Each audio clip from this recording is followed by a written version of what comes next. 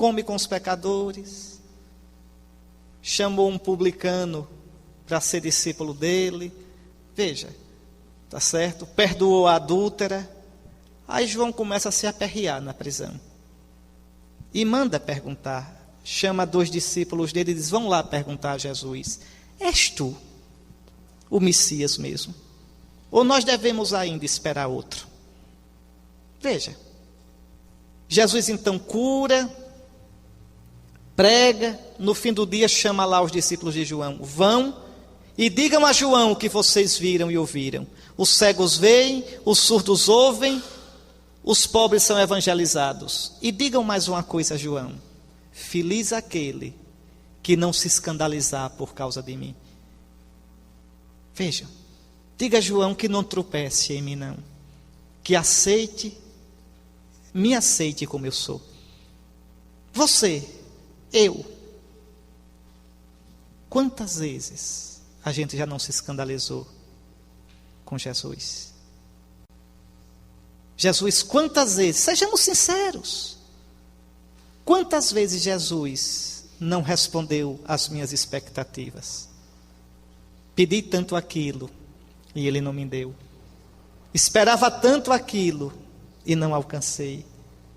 Pedi tanto que tal coisa na minha vida fosse diferente e Ele calou-se.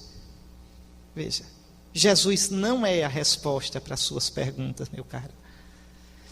Jesus não é o tapa-buraco das suas carências. Jesus quer que você mude as perguntas. Veja, Jesus quer que você o aceite como Ele é. Não é Jesus que se converte a você, é você que se converte a Jesus. Jesus não é óbvio, ser cristão não é óbvio, não existe cristão anônimo, nunca vai existir. É cristão quem tem coragem de mergulhar no escândalo da cruz. Eu não me admiro que no mundo tenha ateu, eu me admiro que no mundo tenha cristão, que tenha gente tão doida a ponto de crer num Deus crucificado.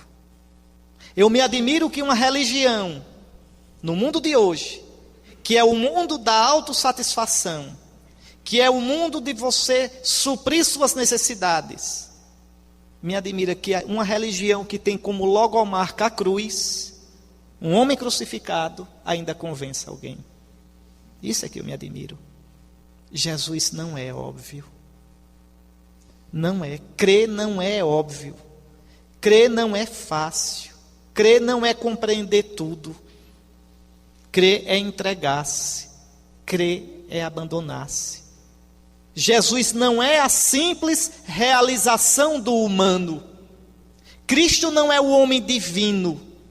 Leonardo Boff dizia: tão humano que só pode ser Deus. Conversa fiada. Isso é adocionismo. Isso é adocionismo. Não é tão humano que só podia ser Deus. Cristo é Deus que se fez homem. Cristo não é o homem que se fez Deus. Cristo não é o homem tão bom que é Deus. Cristo é Deus que se humanizou, que quis ter sede humana, saudade humana, sonho humano, dor humano, morte humana, para nos dar a vida dele. Esse é o nosso Cristo. A Escritura não diz que o homem se fez Deus, diz que o Verbo se fez carne. A Escritura não diz que um homem que tinha a forma de homem tomou a forma de Deus, mas que o homem, o Deus que tinha, o Filho que tinha a forma de Deus, humilhou-se e tomou a forma humana. Vocês estão vendo, é meio teórico isso que eu estou dizendo agora à tarde. No entanto, veja, sem perceber isso claramente, em quanta teoria errada, enquanto a teoria que falsifica a nossa fé, nós caímos. Nós caímos. Então vejam, e a gente perde a alegria de crer, e a gente não vê mais utilidade em Cristo. Escutem um pouquinho só. Aderir a Cristo não é óbvio, tá certo? Não é simples realização do humano. Cristo não é um homem divino. Não é a humanidade que chegou ao divino, é exatamente o contrário. Cristo é Deus que se fez homem, que se converteu em humano. O escândalo cristão não está na divinização do homem. Os gregos já tinham, nos mitos gregos, nos mitos budistas, homens que se tornam deuses. Os romanos, por decreto, endeusavam tudo quanto era imperador. O escândalo cristão está em que Deus, em Jesus, se fez homem. Pense que doidice. Nós demos a vida. É de lascar o cano. A gente deu a vida a um rapaz que viveu há 2000 anos atrás, do outro lado do mundo, no hemisfério norte. Viveu uns 35 anos e morreu crucificado.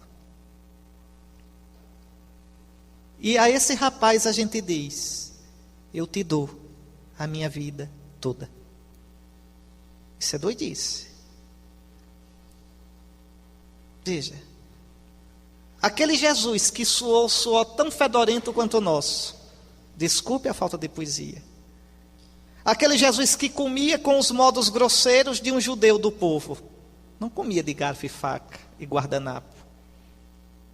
Aquele Jesus, aquele moço, veja, nós entregamos a vida a ele. Eu, quando vejo na Sexta-feira Santa o Papa Bento, de cabelinho branco, um homem culto, um intelectual refinado, de joelhos diante da cruz de um moço, veja, e dizendo: eu te adoro, isso é doidice. Isso não é óbvio. Isso não é óbvio. Que eu diga que existe alguma coisa, um Deus assim lá para cima, uma força, uma energia, não é? Algo de bom, para se dizer assim, a teologia da Xuxa, uma coisa assim, tudo bem. Mas que eu diga que esse Deus eterno, que esse Deus infinito, veja, se fez pessoalmente presente naquele mocinho. Às vezes eu fico pensando,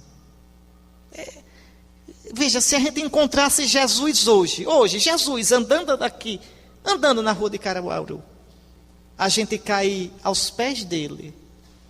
Veja que doidice. Repare como ia mangar de vocês e dizer: eu te adoro, tu és o meu Deus. Isso não é óbvio, não. E você olhar a cruz, o que significa a cruz? Que o mundo não entendeu Jesus, que o mundo não aceitou Jesus. Kierkegaard, né, percebeu isso muito claro. Olha o que ele diz: Cristo é o homem humilde, aquele judeuzinho lá, e contudo o salvador da humanidade. Ele é o sinal de escândalo, crê num homem assim, um homem de dores, e é também o objeto da nossa fé. O convite de Cristo está no cruzamento que separa a morte da vida. Diante de Cristo, a partir de Cristo, partem dois caminhos. Um conduz ao escândalo. Mas isso é doidice. Crer num homem, vocês são doidos. Crer num crucificado, vocês são doidos. O outro caminho é o da fé. Eu creio, Senhor.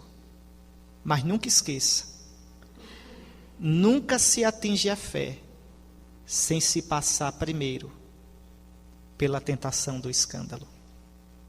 Quantas vezes na vida vocês já experimentaram?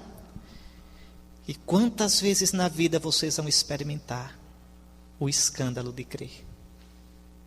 Quantas vezes vão tremer na fé de vocês? E vão dizer: mas será verdade isso? Será que eu não estou colocando a minha vida numa doidice? Será que eu não estou apostando a minha vida numa besteira? Vocês sabem, quando a cruz chega para a gente não entende que é a cruz. A gente só vê o absurdo, a dor, o escuro, a tentação de largar tudo. e de salvar a vida da gente. Nunca se chegará à fé sem passar pelo escândalo. Nunca. Nunca. E esse escândalo que é Jesus, veja, continua na igreja. Tem que ser assim. A igreja é escândalo. A igreja é escândalo. O escândalo continua ainda hoje em nós, igreja dele nascida, igreja que vive da memória da morte e ressurreição de Jesus. Igreja, nossa mãe igreja. Oh, meus irmãos, nós carregamos o peso de tantos erros e de tão grandes pecados da igreja. O povo olha para a gente e diz: e as cruzadas? Você nascidinho ontem, coitadinho. E o professor pergunta a você: e as cruzadas no século XII? E a Inquisição nos séculos de 14 até o 16, 17? Veja, e isto e aquilo. É isso. Nós carregamos o peso de tantos erros e de tão grandes pecados, juntamente com a consolação de uma graça enorme.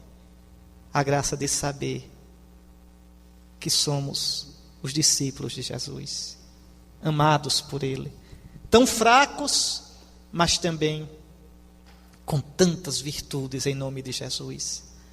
É aquela ambiguidade que vale para o Cristo pobre, humilhado e derrotado, vale para a igreja. Igreja de mártires e de perseguidores. Igreja de inquisidores e de inquiridos. E essa igreja vai ter sempre a ousadia de continuar a anunciar Jesus, o nome fora do qual não há salvação. Quanto mais a gente experimenta a fraqueza dos cristãos, mais a gente vê que precisa de um Salvador. Não é a igreja que salva, é Cristo que salva a igreja. Os protestantes têm a mania, de dizer: quem salva é Cristo, a igreja não salva. É verdade, é verdade. Nunca diga que é mentira não, viu? Nunca diga que é mentira. Quem salva é Cristo, a igreja não salva. Agora lembre a eles a segunda parte que eles não dizem: o Cristo que salva fundou a igreja. O Cristo que salva não salva senão através da igreja, dessa igreja.